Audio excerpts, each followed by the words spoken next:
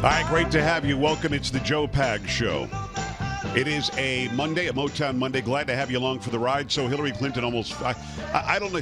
You know, it's interesting because people on the social media will try to tell you that she collapsed. Well, to me, collapsed is you took a face plant and you're on the ground. She didn't collapse where she was on the ground. She would have had somebody not caught her, perhaps. It looked as though it appeared as though she did, in fact, faint. Not a doctor, can't diagnose that, other than she was going down if people didn't grab a hold of her. That's really what happened yesterday as she left prematurely from the 9/11 memorial, the 9/11 memorial get-together. And, of course, on Friday, she talked about how at least half of Trump's followers or voters or believers are a basket of deplorables. And then she went down the list of racist and xenophobic and homophobic and blah, blah, blah. And I want to relate that to what Mitt Romney said in 2012. He was at some fundraiser, and he's there. He said 47% of those who support the president are on entitlements and you know, basically are getting handouts from the government.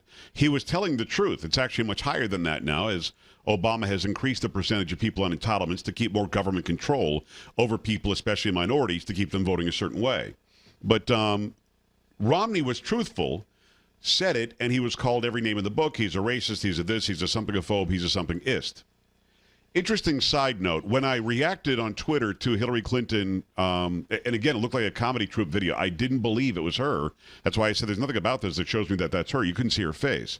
The reaction from conservatives was kind of ridiculous, that I was a Hillary Clinton appeaser, or I was a Hillary Clinton apologist, and I was a Hillary Clinton this, a Hillary Clinton that. I said, no, I'm a guy who actually observes for a living and talks about it, and I want to make sure that I know the facts before I go with it and say that's her. And just from that video, I had no proof that was Hillary Clinton. Then more video came in, then her campaign admitted it, and then CNN reported it, and then eventually you have a conglomeration of information, and you can say, okay, now I know because all of these entities say it so, including her own campaign. But when I said that, it's ridiculous. I mean, people who, Carrie, agree with me 99.2% of the time were calling me basically Obama's, unwanted stepson or something. It was very weird. Yeah. And I'm here to tell you, you don't solve anything by doing it that way. You don't. Like, I've been going back and forth with people on Twitter all day today, mainly friends of Roland Martin, who, of course, is a friend of mine, but he's very far left, and I'm not, of course. And the argument has been what a racist and bigot I must be by not supporting Colin Kaepernick and the other idiot entitled rich football players that are getting on one knee. That's the argument I've been having today, and we'll get into that in a little while. First, though, I want to go to the phone lines. People have comments on what they saw from Hillary Clinton. If you're going to diagnose her, I'm here to tell you you can't. You haven't seen her as a patient-doctor relationship. But if you want to make a comment on what you saw, and I specifically would like to know, especially those who support Hillary Clinton, do you think you get heat stroke at 78 or 82 degrees? And also, do you believe that she was diagnosed with pneumonia on Friday, I guess right before she called us all a basket of deplorables, or, and by the way, they didn't release that information, or is there something else going on? Let me go to the phone lines. Let me say hi to AJ, line 2. AJ! Big time Motown, Joe. What's up? What is happening, my brother from another mother? What's the story? Oh, my God, Brent, I just feel great that everything is back in the goods and everything is awesome and awesome and awesome. Hey, tell my girl Gabby, hey, hey, hey, hey. Well, absolutely do. I'll tell her, hey, hey, hey, hey, absolutely. Hey, AJ, how does it feel to be with me in the basket of deplorables? Well, now, wait a minute. I'm not a African-American. I'm a black American, since they put color on everything. Right. And so for me, there's a difference between an African American and a black American. Okay. Because I don't know nothing about Africa. All right. I'm just gonna put that out there. That's true. I know very little about Italy. That's true. I'm an American. Yeah. Yeah. I mean, come on now. But at the same time, you're right. If she hasn't, been had them people around her, she would have hit that ground like party going south. Yep. You know how I am with my words. Yep. I love my words. And but did you see something fall out from under her leg? Big Time Joe, it was something. Look at some of them posters that they got on. Well, some of them Twitter are saying she had something in her pocket, a device of some sort that came out when she was going down. Others are saying that must be when her shoe came off.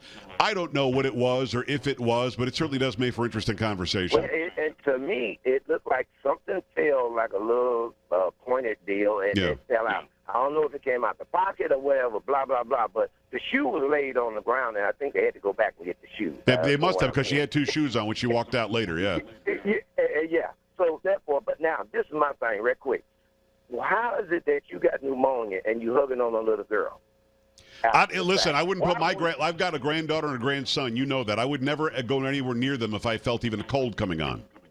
Exactly. And wait a minute. If I'm falling out like that, why am I not at the hospital? Why am I going to Chelsea's house? That's another thing. But I got to ask you this, Big Time. Because there aren't any hospitals in New York City, I guess, right? Come on, man. Wait a minute. Wait. I got to ask you this.